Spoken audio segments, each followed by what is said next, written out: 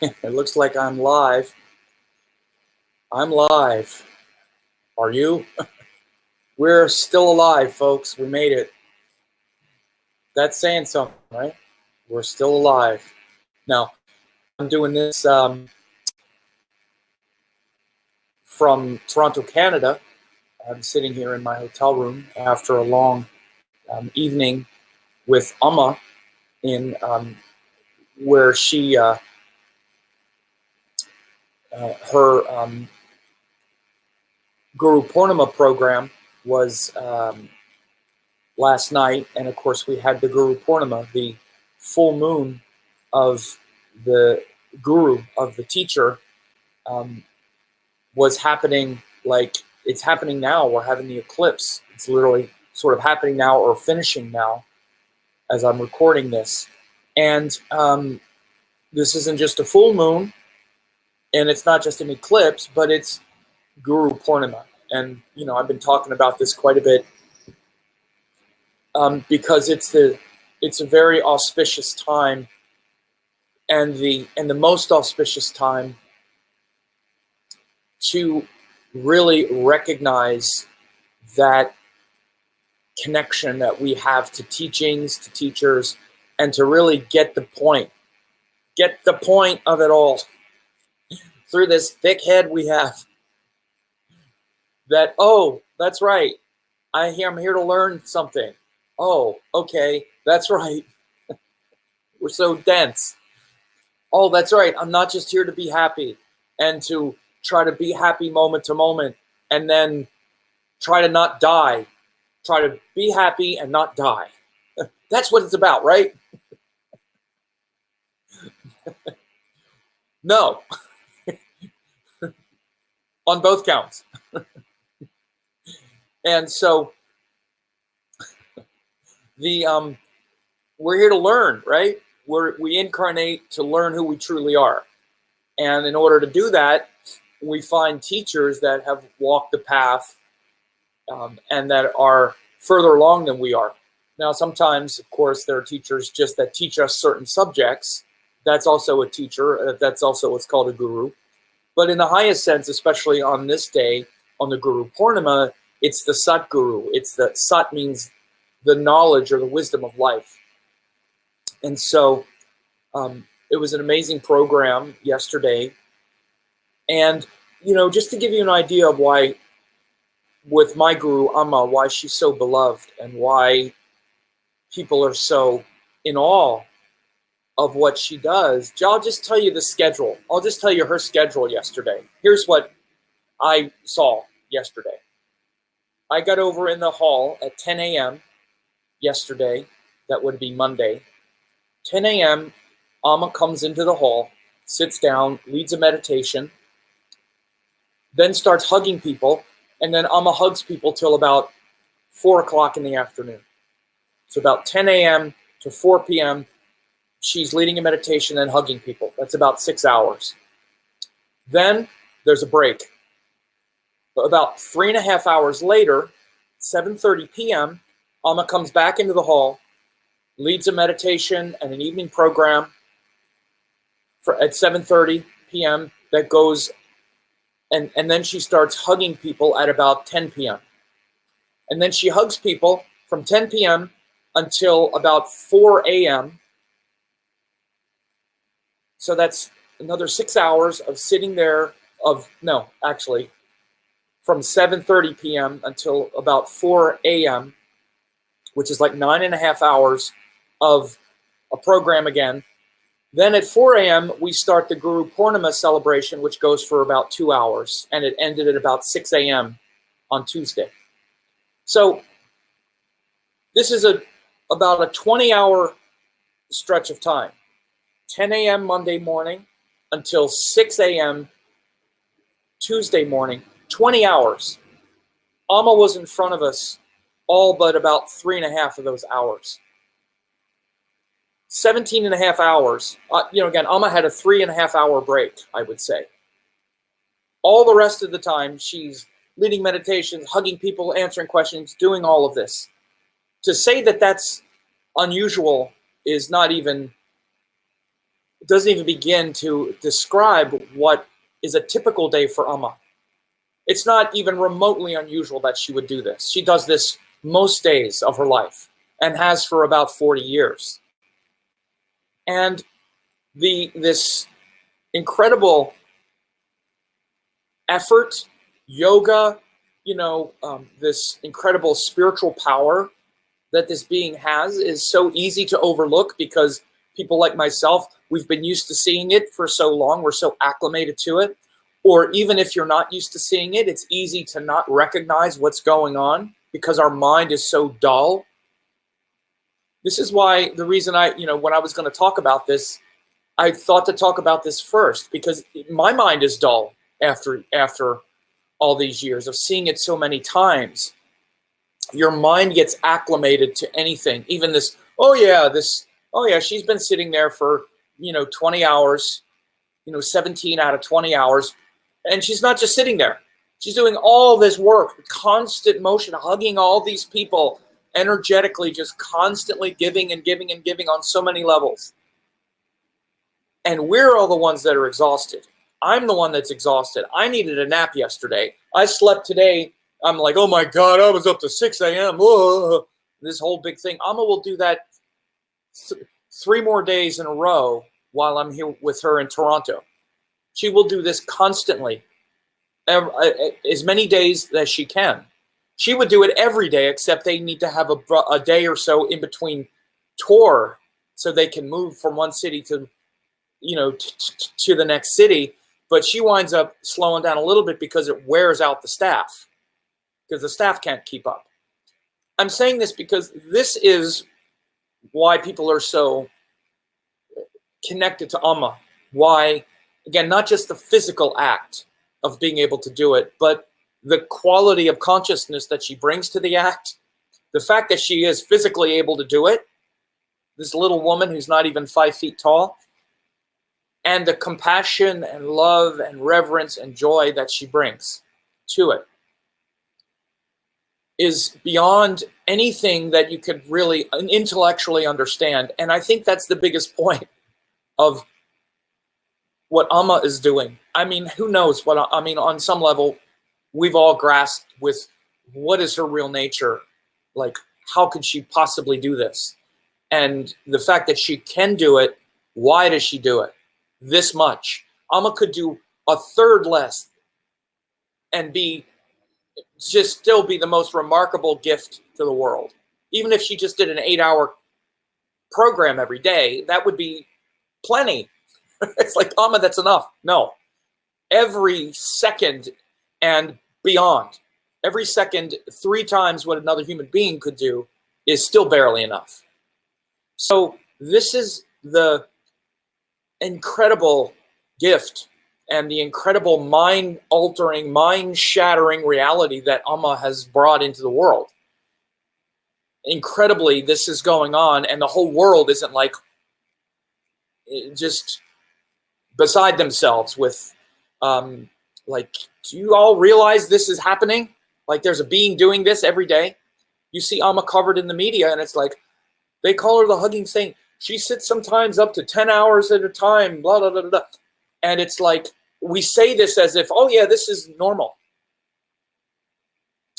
And there's nothing normal or even of this world that she's doing. And again, there's nothing even ever been reported of this ever happening. The Swami said last night, and sometimes you have to be careful to not overreach. The Swami said last night, Amma is the most amazing guru the world has ever known.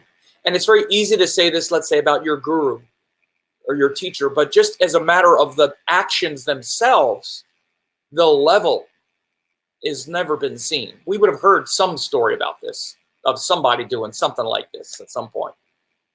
So one day they'll look back at what Amma has done and what Amma is doing, and people won't believe it. They'll say, that's not possible. While they're sitting right in front of it while they're here.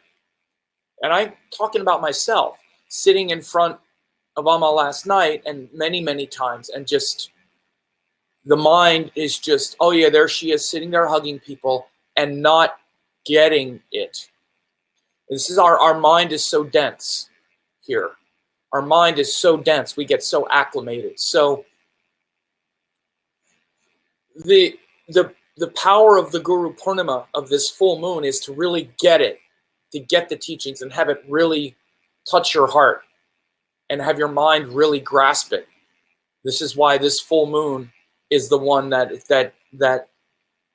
this is the day when the Guru's teachings can really resonate and go right into your true consciousness and see it. And so the ceremony itself, once the Guru Purnima celebration started, is just so beautiful. It starts with a talk by her main Swami, the one who started with her years ago. I'll get into some of the things that he said and some of the points and the metaphors in the talk in a minute. But then after the talk, what happens is they perform what's called a Pada Puja, which is, this is where it really starts to break you open. There's something, we hear these words, and words are amazing, just like you hear my words, and they can be amazing or they can kind of touch you. But certain things, especially in Indian rituals, are meant to engage you on another level. Pada Puja is definitely one. Pada means feet, worshiping the Guru's feet.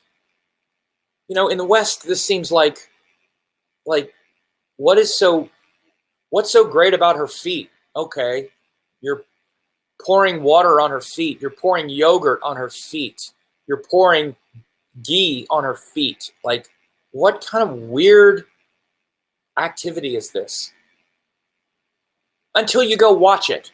Watch a Pada Puja once, and watch a Swami, a man who has taken vows, gently pick up someone's feet and wash them. And notice how feet look, how different someone's feet look when you see them treated that way. And then watch him put yogurt on the feet and caress the feet. And then notice what happens to your mind when you realize who those feet belong to, and the fact that those feet are attached to a body that has been sitting there that long. And that finally you get to see this body just resting, just sitting there like this, praying in absolute reverence and awe and absolute humility and devotion. This is Amma sitting there in total devotion, in total humility. After all she's been doing, she could proclaim, I'm the most powerful person in the world. She could be the most arrogant human being ever, but of course, she's the most humble. And she's so reverent and appreciative and just sitting there, this beautiful emanation, while at her feet, someone is caressing her feet and washing her feet.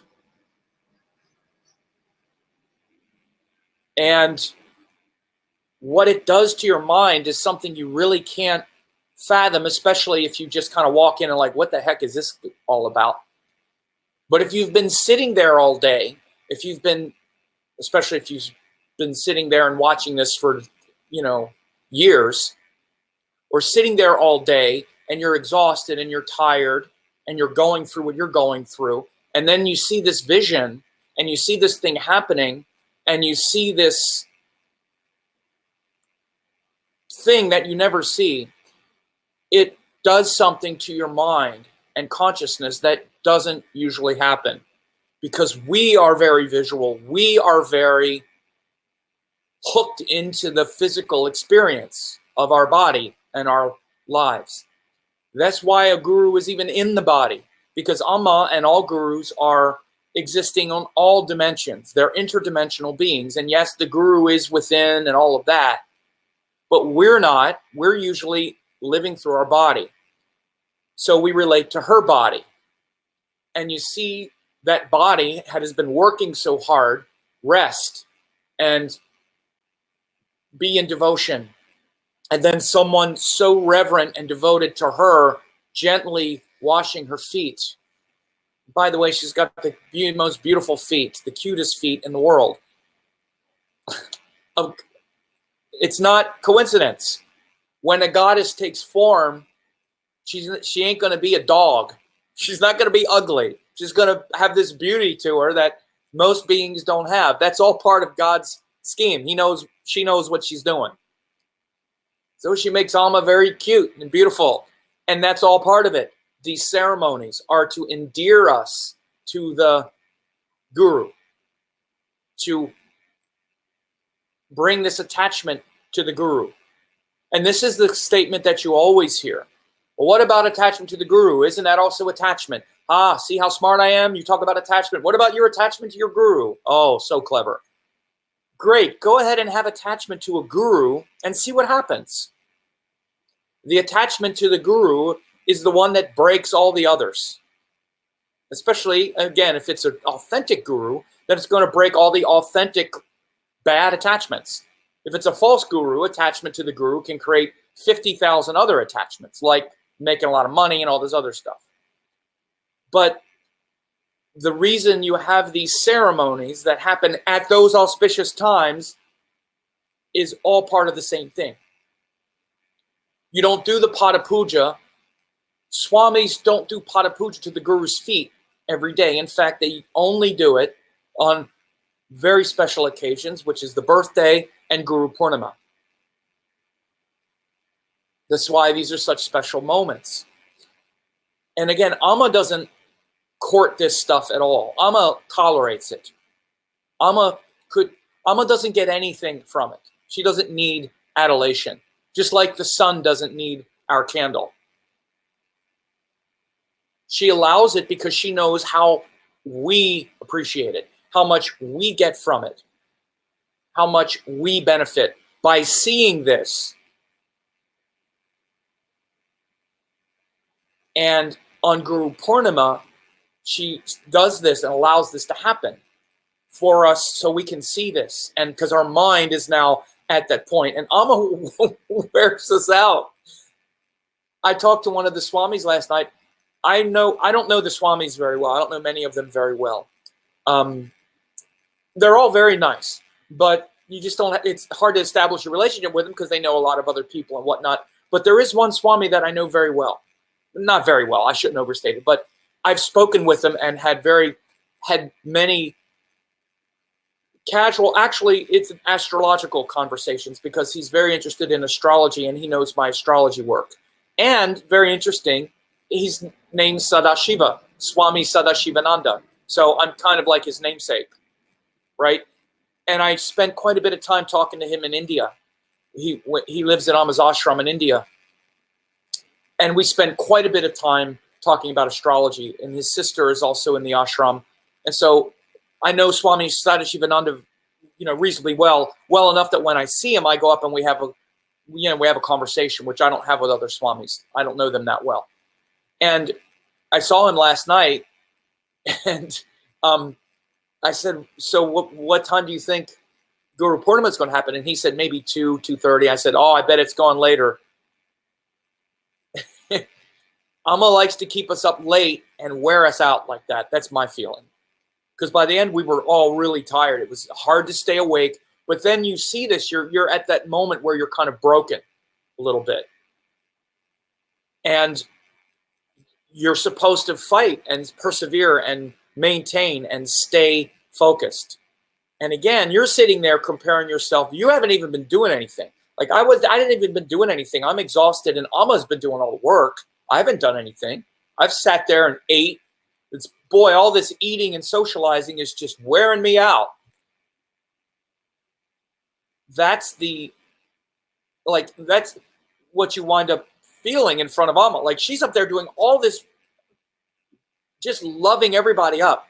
And she's totally, hey, come on, what? Why is everybody so sleepy? And we're like,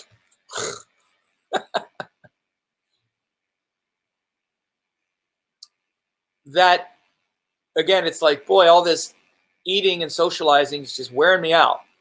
So this ceremonies happens, and you see this pada puja happen where they wash Amma's feet. Then everyone starts to, then we say the archana. We say Amma's names, 108 names of Amma. And they, after they wash the feet, they put it on this platform, and then when we say the archana, the Swami takes the rose petals and puts them on Amma's feet. By the end, Amma's feet are covered in rose petals, as we've been saying the archana, the 108 names of Amma. And then all the Swamis garland Amma and prostrate in front of her. Again, all of the Swamis and other invited like guests prostrate in front of Amma. And again, it's just surreal, you know, when that's your guru, and you're seeing all of these Swamis and these people that are around Amma, all able to, on your behalf, or at least how it feels to me, go and do that, you know, that worship directly. And again, the other thing to really keep in mind, what makes it sublime, not just that it's happening to Amma like symbolically, but just seeing Amma sitting there like this, totally in pure devotion. Like, you have to understand, these beings, Amma is an embodiment of everything pure. When she's in a devotional state, it's like the embodiment of pure devotion. Again, it's not, there's like, you see this thing that you never see. You never see such purity in all these actions. And to see that, and just the feeling that's happening at that moment when the moon is full. In this case, the moon was about to be eclipsed. It was in Sagittarius. I talked about the astrology of the Ashads, the victory, the early victory, the later victory, and our victory over ignorance. And this full moon in the month of Ashad is very much about the soul's victory over death and darkness and ignorance. And so this celebration, when the moon is the brightest, which means the mind is the most full of its emotions and ideas, and the Shakti is ratcheted up, at that moment, in this month of Ashad, and it's in Purvashada or Uttarashada, that's when we're most able to get the message. That's why the ceremonies happen at that time. You want to understand these Indian ceremonies. This is why Indian astrology and cosmology are all anchored, or their calendar, their civil, their spiritual calendar, their holy days, holidays, holy days, are all aligned with the sky. And first, the soli lunar cycles, the sun-moon cycles, the new moons and full moons, and at times different tithis.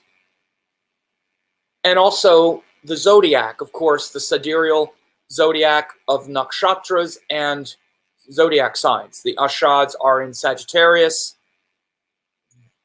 at least the first beginning of Uttarashada. It's where the Sagittarius Capricorn nexus happens.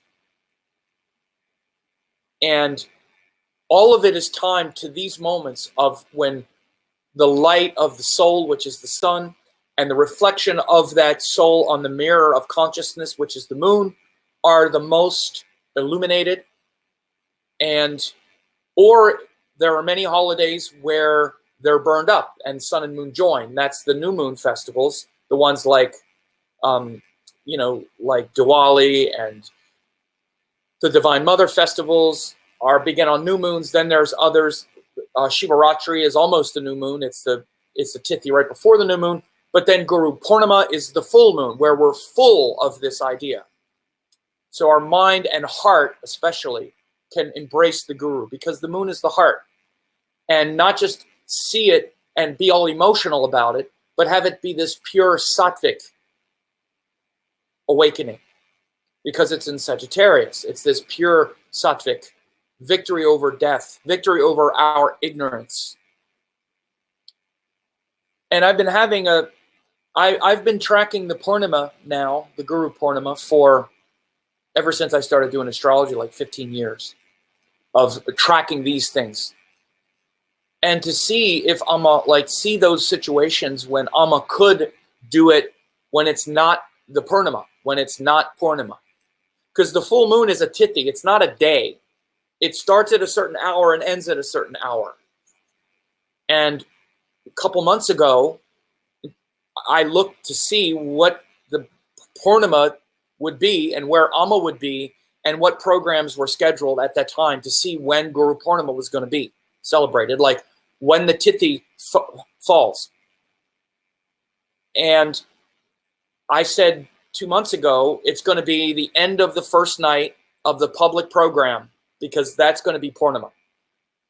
Now, again, Amma could have done it at the end of the morning program yesterday, but the Purnima tithi hadn't started yet. It didn't start until I think it was about 5 o'clock in the afternoon, maybe 6 o'clock or something. If she would have done it at the end of the program yesterday morning or yesterday around 4 o'clock, it wouldn't have been Purnima yet. And Purnima is over now. So the only window where she could do the celebration would have been at some point, last night's program, at some point, either at the beginning or the end. Other than that, it wouldn't have still been Purnima. Now, again, I've had this kind of ongoing discussion with people off and on for years where they're like, well, Amma can do it at any time. And again, even yesterday, I had a couple conversations with people, and they still always kind of go, well, I asked Amma Swamis, and they said that they're going to do it at the end of the program. They were going to do it another time, but it just was more convenient for Amma to do it at that time. I've heard this for years. It's always some explanation like that. Like Amma, she always does it on the Purnima, and it's almost always something where it's like, well, she could have done it another time, but it was just the most convenient. When certain times, it definitely wasn't most convenient. I don't think that 4 o'clock in the morning was actually the most convenient. Maybe because we didn't have a program today, but it could have been done at the end of the morning program. It could have been done before. They could have done it at a time that wasn't Purnima. There's absolutely, but it's always done on that tithi. I've never seen Amma not do it, even at times when it was definitely more inconvenient. Several years ago at the end of Devi Baba, there was the end of a morning program that could have certainly been done, but it was maybe an hour before Purnima started, so they didn't do it.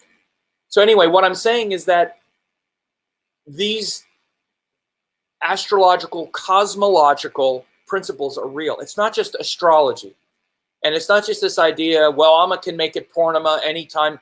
It's not for Amma. It's for us. Guru Purnima is for us. And even the big part of Amma's remarks, the first part of what she said, I'm going to post it here and then read it. But what Amma said was, Guru Purnima is not a day to set aside for the Guru. The Guru does not have any special day. It is a day for the disciple. Every disciple must inquire every day if disciplehood has awakened within, disciple or devotee. So again, even when they say, even when it's wrongly hypothesized that, well, Amma could make it any time, Amma doesn't care. No, Amma doesn't care. It's not for Amma. It's for us, like everything Amma does. If Amma cared about Amma, Amma would just sit in meditation. Her tireless work, all of it's for us. So she knows, because she understands Dharma and cosmology and the cosmological law, that that's the time when our mind is most able to get it. I've never seen her not do it, even times when it is definitely not the most convenient. So this is just an observation. And again, like everything, the Guru Purnima is done for us. It's so that we can see that. And there was a couple really great teachings that also came through. Oops. Here is that. I'll show that. here is that teaching. Guru Purnima is not a day set aside for the Guru. The Guru does not have any special day. It's a day for the disciple. Every disciple must inquire every day if disciplehood has awakened within. That was just the beginning. But it's the same version of when people ask, well, why doesn't Amma just make us all enlightened? Or why doesn't Amma do all this? Because she's an embodiment of Dharma, of the truth. All of the astrological principles and the principles of consciousness and karma and all, she's an embodiment of that. Where do people think it comes from? She's not going to violate it any more than she would violate anything. But again, when people ask, she'll often say like, well, we just did it because that was the most convenient time. We didn't have to do it then. She doesn't say, and again, people will say, well, then why doesn't she just say, yes, you have to do it on the right astrological time? Because again, these beings and these gurus act in a way that is somewhat ambiguous in this regard. Amma stands for the things that are important, and other things, I think she just kind of lets it all kind of be what it is without having to come down. She's not here teaching that kind of stuff. So there are a couple really interesting stories that also relate to the teachings and being a guru and being a teacher. You know, there was one great story that she discussed. Hang on a second. I got to take a little drink here. One thing that she discussed had to do with actually becoming a teacher and becoming a guru. And she told a story of how there was this person who was a great teacher. He had learned all this stuff. He was basically kind of self-taught, but the knowledge he had was really pure. But he was from the wrong caste. And back in the caste system, you know, it's kind of a metaphor for, you know, politics, or what we would now call maybe nepotism or politics, where even though you have the merit, maybe you didn't graduate from the right school or know the right people, kind of metaphor for that, especially the caste system. And so what this great teacher did, teacher of like philosophy and metaphysics, is he went into the forest and just started teaching to the trees. He was kind of practicing, but just sort of teaching to the trees, right? Because he couldn't find an audience with actual students, and he really wanted to teach. He was so enamored with teaching and spreading sacred knowledge that he said he wanted to, you know, just teach. So he taught to the trees.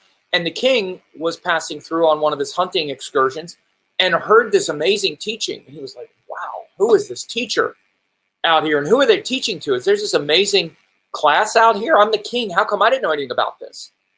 And it's this guy teaching to the trees. And so the king secretly went back, and he noticed that he would go to this spot in the forest and teach to nobody, just to the trees. So the king kept going back and listening to these great discourses. And eventually he had his like minister go and listen as well and say, is this guy really as good as I think? Because I don't know. I don't think he's from, you know, he's not a Brahmin. He's not been trained, but yet it sounds pretty amazing to me. And his minister was like, liked it, but you could tell that he was also kind of jealous, because the king, if the minister goes, oh yeah, you're right, this guy's amazing, then maybe the king is like, okay, well then what do I need you for? It was that kind of thing, that kind of jealousy. And that happened. But then eventually the king realized that there was a kind of jealousy and wound up bringing this teacher out of the woods into the kingdom, and he became a great teacher in the kingdom, even though he wasn't properly trained. There's another great story in the Mahabharata of Drona, who was the great archery teacher, Dronacharya. And again, there was this whole convention in ancient India where only people of certain caste were able to be taught. masters. And I don't remember the name of the archer. Somebody here who maybe knows the story can bring it out. I don't remember. It's a complicated name. But he wasn't able to study with Drona, even though Dronacharya told him that he was a great archer. So instead, what this archer did is he studied by himself. He built a statue of Drona, who was the great archery guru. He just built a statue of Dronacharya and then acted as though Dronacharya was teaching him how to be an archer, and wound up becoming the best archer in the kingdom just by having a symbol, an idol of Drona. So it actually shows how a student who is hungry for the knowledge can get the knowledge even from just by his devotion to the channel. Now, again, this is a different way to look at it, because he was basically, this is a symbol, and again, this can be a little bit dangerous, but if you're learning, it's mainly the way I see it as a, yeah, that's right, Ekalavya. Thank you. That's right, Ekalavya. I knew someone would pull it out. But Ekalavya wound up then becoming the greatest archer in the kingdom, even though Dronacharya wasn't there in person, because he was able to tap into the divine source of the knowledge just through his devotion. Now, again, he was channeling Dronacharya, who was an actual master teacher of archery. He was Dronacharya. Acharya means master teacher. And I liken this to what we now have as books, right? I've never studied with Parashara directly, or Jaimini, or Varahamihira, but we have their books, we have their writings. Even though Parashara isn't in form standing in front of me, the words are there, and the concepts are there to be tested, and the universal principles are there to be tested and challenged, and through certain skills and powers of universal learning that I've had through yoga and Sankhya philosophy and other things, I can see the authority in those words. So even though Parashara doesn't have to be standing in front of me, the source of the wisdom comes through. It's also very similar, and what Amma was, the big metaphor as well that Amma was bringing forth was that you don't need to have me sitting in front of you. You know, I'm sitting in front of you right now, but I exist on all levels. You have a picture of me. You have these other things. You have other representations of me in this body teaching you. You don't need that in order to have me guide you to the goal. Your victory is assured. And Amma Swami Amrita Swarupananda, a lot of his talk was about this victory, victorious over ignorance and darkness, and talking about how, you know, Amma has made a vow to take us to the goal. This is what a Sadguru does. And everything she does is to try to, he also talked quite a lot about destroying egos. He's like, I talk about it all the time myself. I think it's why I love Amma so much, because you can see her do it. And he's like, Amma loves to destroy egos. It's her favorite thing in the world to do. She loves destroying egos. It's her favorite thing in the world to do. But she does it very subtly, very subtly. Set up this little situation and watch your ego get crushed.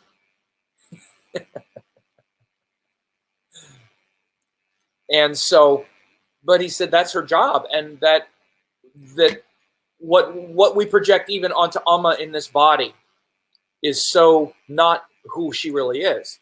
And again, a lot of that work I talked about at the beginning, of all of her tireless effort and her constant, again, 20 hours sitting in front of us yesterday. 20 hours, only three and a half hours was she not sitting there.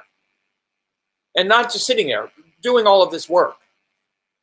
It's basically to say, I'm not the body, obviously. The energy that's doing this is not my body. I'm not just this body. You don't need me in a body to teach you. And of course, I've seen this, and I notice this all the time. Amma devotees, again, I'm not judging, but they're very spiritual when they're around Amma. Then as soon as you walk out of the room, it's back to the same old.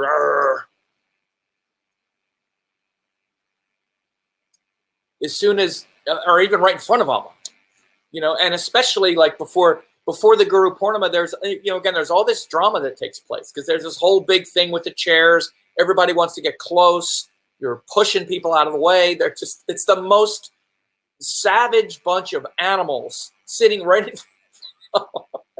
It's so funny. I mean, like, it never stops. It's like everybody just elbowing others out of the way to try to get their spot to be closer.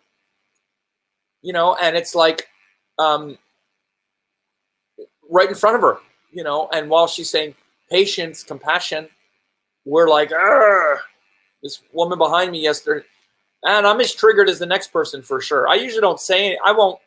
My whole thing is like, I'm usually not aggressively like going, hey, get out of the way or whatever. I'm responding to other people doing it.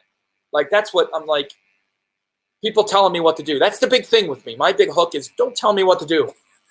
Right? So of course I'm surrounded by people that are telling me what to do. Move over here, do that, sit down, go over here, do that, do that. I'm like, I know what I'm doing. I'm waiting. And then I have to say something back. Then they say something back. And it's like, And then you sit down. And you don't have any peace because you just got into some stupid argument about nothing.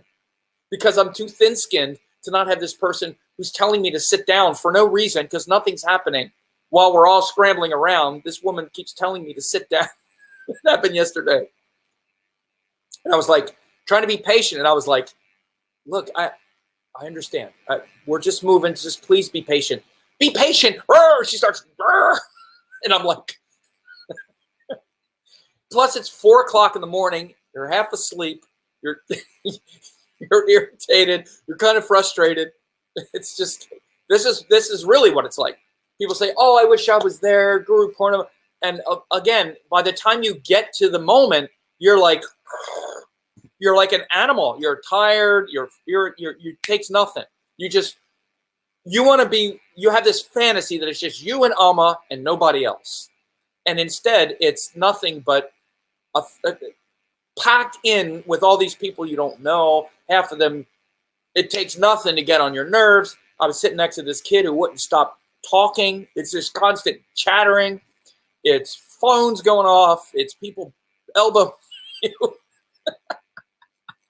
It's not this like, oh, this is so fun. By the time it gets there, it's not fun. It's a sacrifice.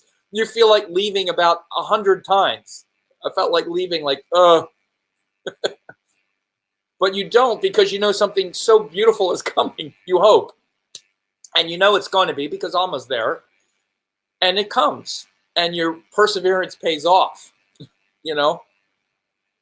But Big Swami, which is what we call Swami Swami Amrita Swarupananda, he told a couple stories. He was sharing his stories of when he first met Amma, and as he was working through his spiritual ego and the thing I'm talking about, that sort of pathological, that sort of pathological ego that wants to be the one that's close to Amma and wants to get the thing and other people don't get it. And he talked about it, as you probably have heard me talk about, in relationship to Radha and the gopis.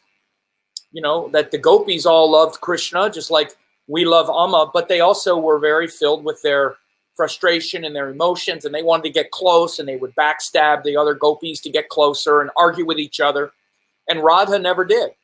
Radha actually saw the essence of Krishna and really put his teachings into practice more. She was much less about that kind of romantic love and that kind of selfish, that kind of selfishness that we tend to bring to it. But so he told a couple stories about his journey and how he still, struggles with it. And he knows that people respect him and they project onto him, oh, well, you're a great devotee and I'm just this mess. And he's like, no, I still have the same kind of things, similar kind of things, but Amma's been busting his ego up for 35, 40 years now. So he's been right next to her that long, and she's been like putting a lot on him for a long time. So again, you know, these are just a few thoughts I wanted to share. It's an amazing experience. It's not what people think until they come and do and go through it. There's a couple people that I knew there who were kind of going to stay, but then it starts to get, you start to get tired. It starts to get late. It's always, I got this thing to do. I got that thing to do.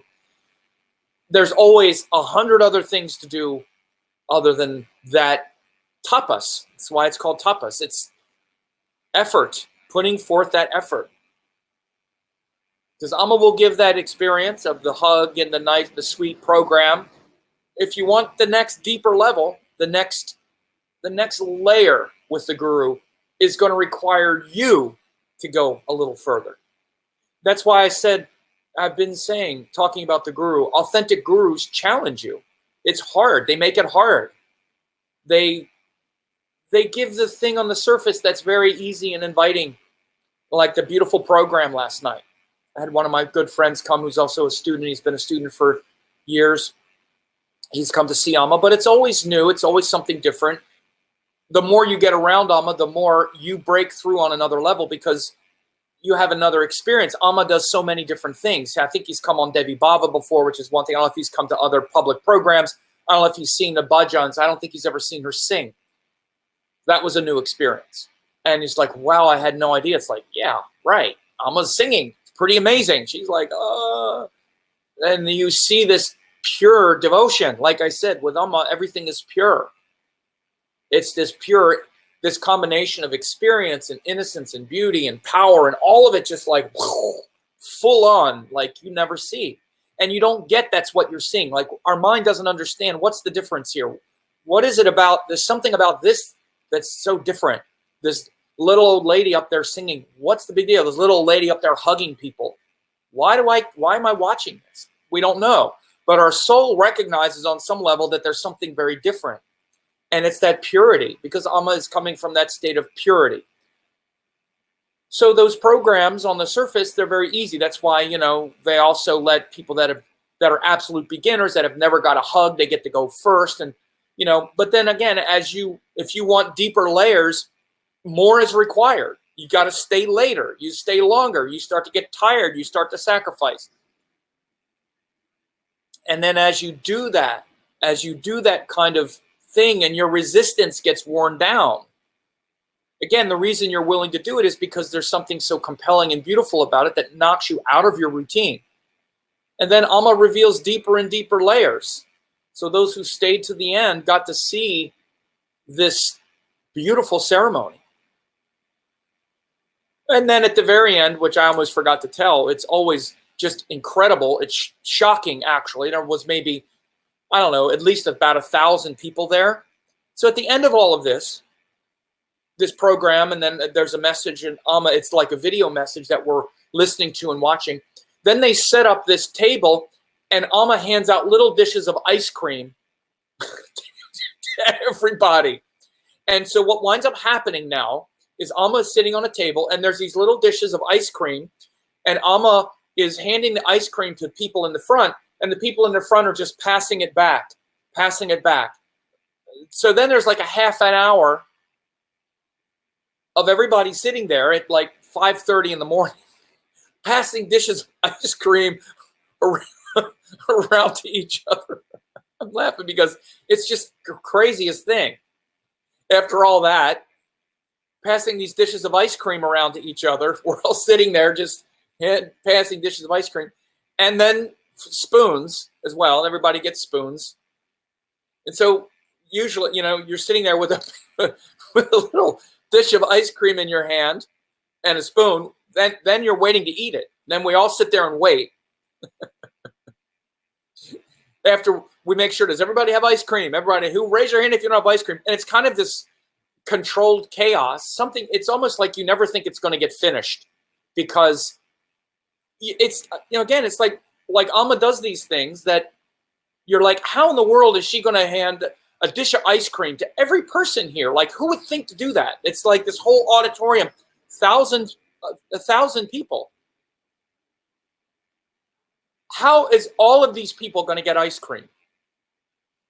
I mean, you get the idea that it'll eventually happen, but you're like, crazy. At some point, everybody's going to have ice cream, and then we're going to eat it. But it's like half an hour. You're all sitting there, and we're all working together, handing each other ice cream. Again, by the way, the woman who got on my nerves behind me 2 hours ago, I was handing her ice cream, and everything was fine by the time we got to that. Because there's something about now cooperating with each other that just makes it all go away.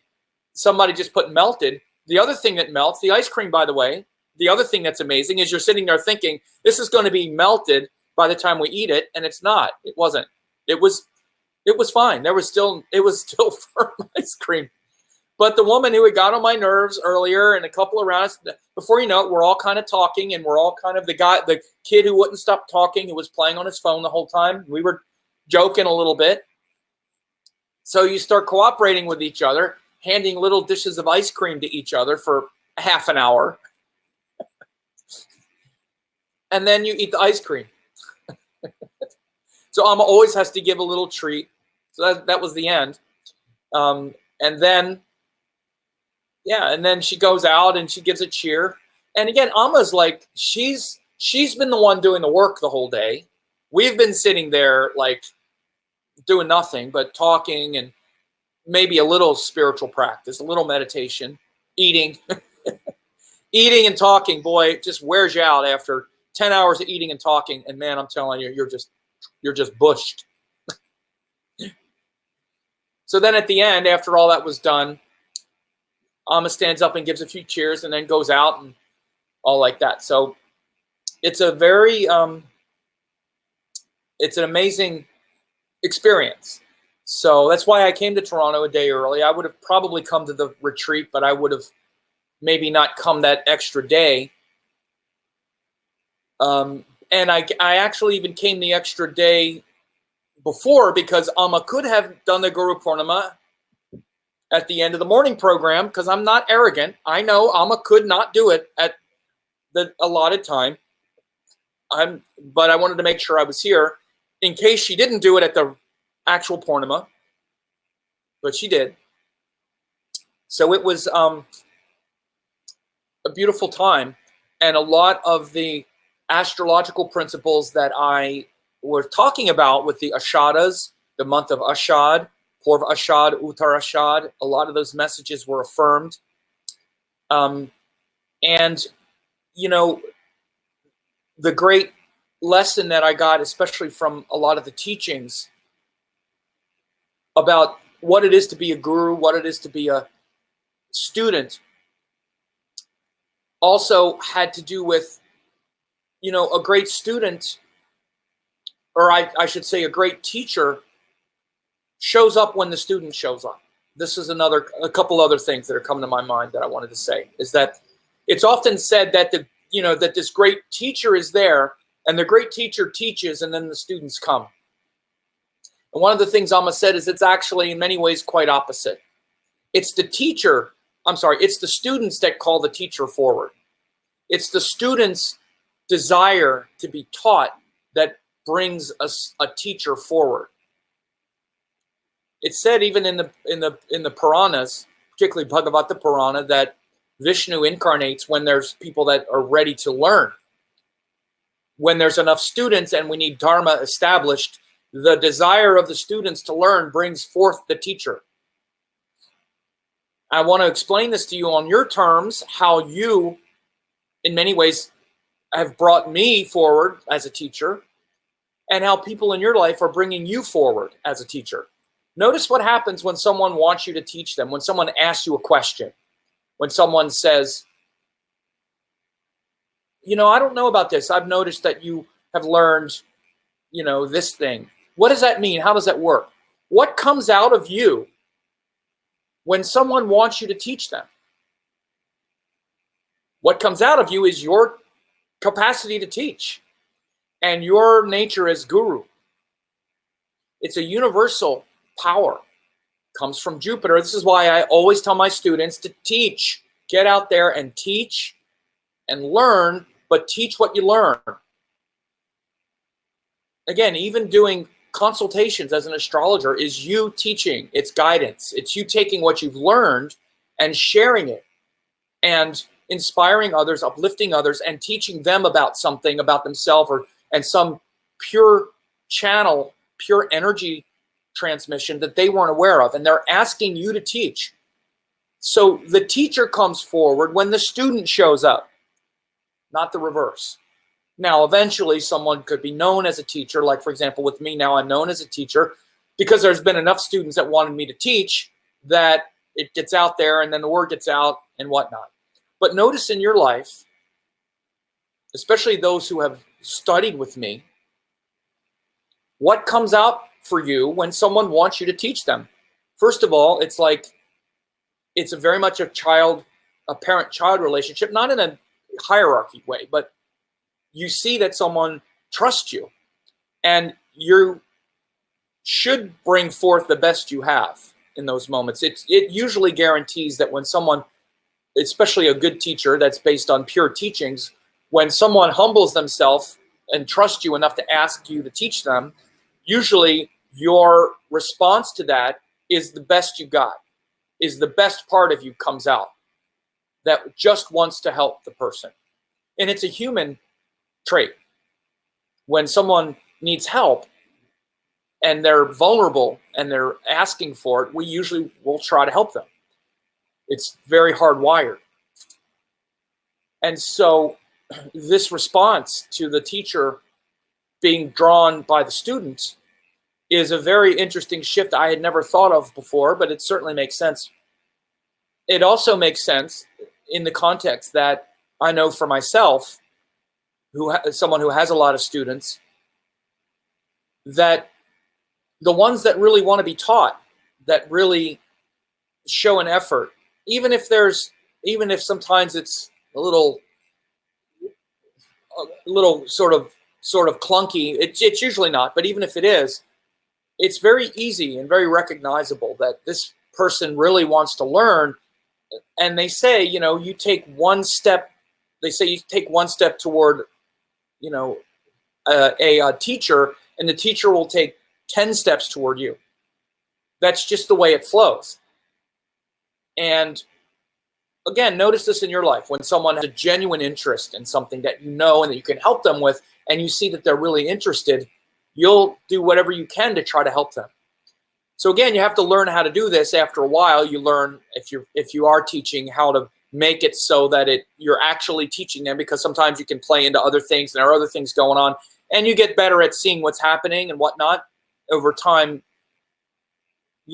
As an experience, as a teacher, you can see the different levels of interest and experience. But it was a very interesting thing for Amma to draw out, that people think this is all about gurus, and gurus are actually the important part. And she said, it's not. It's the students that are the important part. They pull forth the teacher, and they pull forth the teachings that are congruent with what they want to learn. I talked about this quite a bit recently. You could look at a couple of the recent videos that I've done on this as well, that we find the teacher that is in alignment with our mind, with our state of mind.